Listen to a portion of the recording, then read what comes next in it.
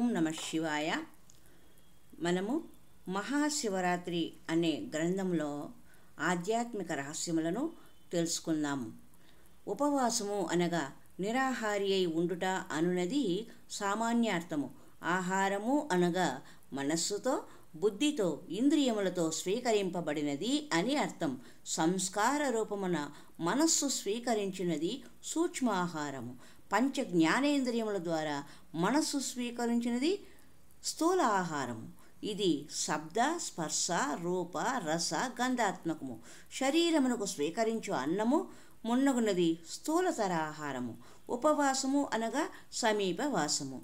మనస్సు శరీరములను శివుని సమీపమున ఉంచుటయే శివరాత్రి నాటి ఉపవాసము.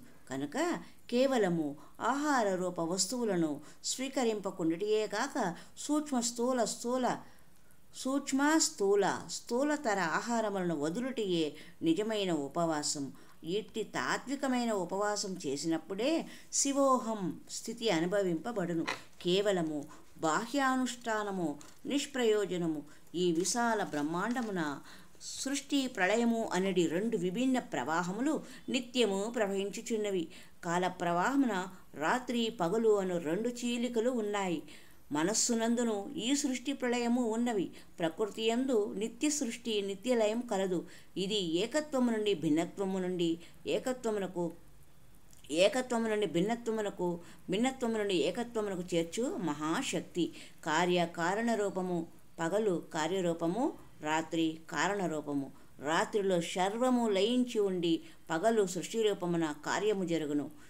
కారణము ఏకరూపము, కార్యము నానారూపము. శివరాత్రి నాడు అర్ధరాత్రి వేళ శివుడు ఏకకార తేజోలింగ రూపమున సాక్షాత్కరించుటచే సర్వసముద్భవ కారణలింగము అని లింగాష్టక స్తోత్రమున చెప్పబడినది. కాగా మనసు, ప్రాణ, ఇంద్రియములు ఆత్మ సన్నిధిలో చేరి ఆనందించుటయే రాత్రి అనగా పగలు విషయానందమగ్నులమైన కార్యరూప మనఃప్రాణాదులు రాత్రి కారణరూప శివసన్నిధిలో తమ తమ కార్యములు చాలించి నిర్విషయానంద స్థితిలో సుఖించుటయే శివరాత్రి. పగలు భిన్నత్వము, రాత్రి ఏకత్వము. మరియు చతుర్దశి అమావాస్య.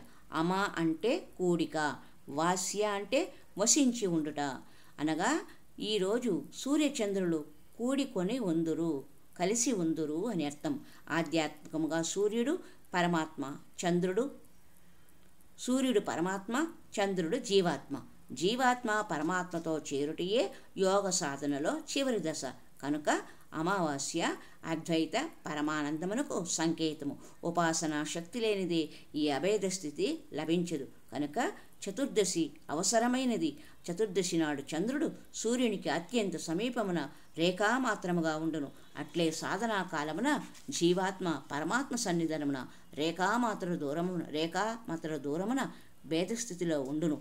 మాఘ బహుళ చతుర్దశి నాడు జీవాత్మ పరమశివునికి అత్యంత సమీపమున ఉండును. సాధన ఉపాసన తీవ్రతరమైనప్పుడు చతుర్దశి స్థితి నుండి అమావాస్య స్థితికి అనగా శివైక్య స్థితి సిద్ధించును. ఇట్టి శుభలగ్నమే అర్ధరాత్రి లింగోద్భవ కాలము. ఇదియే మహాశివరాత్రి.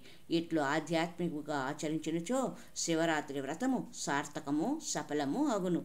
అద్వైత అనుభూతియే శివరాత్రి. హరి ఓం తత్సత్. మరి యొక్క సంచికలో ఈ శివరాత్రి రోజు జాగరణము అనగా మేల్కోవడంలోని అంతరార్థం గురించి తెలుసుకుందాం. హరి ఓం తత్సత్.